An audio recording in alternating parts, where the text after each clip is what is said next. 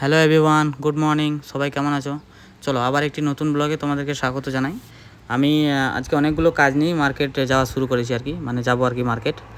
প্রথমত গাড়ির যে মোবাইল স্ট্যান্ড আছে ওটা লাগাবো, আর সিএসপিতেও একটু কাজ আছে। তো ভাবলাম যে দুটো কাজ একসাথেই করে নেবো। আর একটা কাজও আছে, এই যে আমার বন্ধুরা সব বসে আছে, আর এটা ওর দোকান। এই যে আমার একটা বন্ধু, অনেক দিন পর দেখা হলো। ও আর কি বাইরে গিয়েছিলো একটা কাজে, এসেছে অনেক দিন পরই দেখা হলো। ওর সাথেই মার্কেট যাচ্ছি আর কি। এটা একটা বন্ধু। তো এই যে গ্যারেজ চলে এসেছি, এখানে লাগাবো ওই স্ট্যান্ডটা। মেকানিক বললো যে, আমাদের খোকনদা যে বললো যে না এখন লাগানো হবে না, ওটার একটা ক্ল্যাম্প লাগবে, ক্ল্যাম্পটা নেই, তো তুমি রেখে দাও, আমি পরে লাগিয়ে দেবো।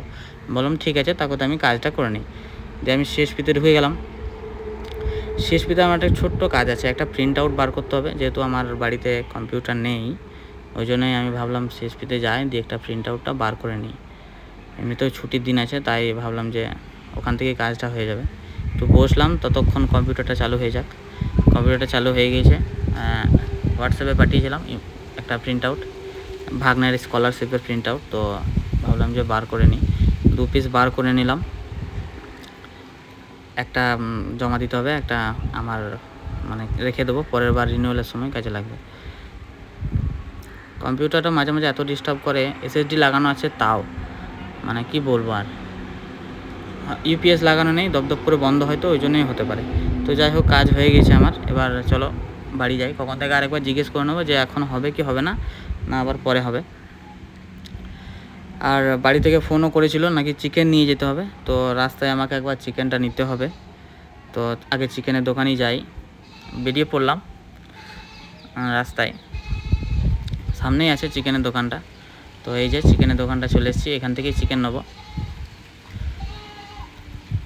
চিকেনটা ভরছে আমার জন্য।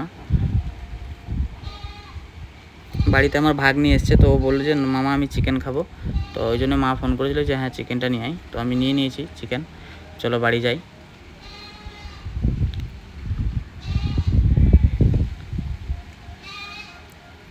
ভাগ্নি দুটোই আমার এখানে পড়াশোনা করে।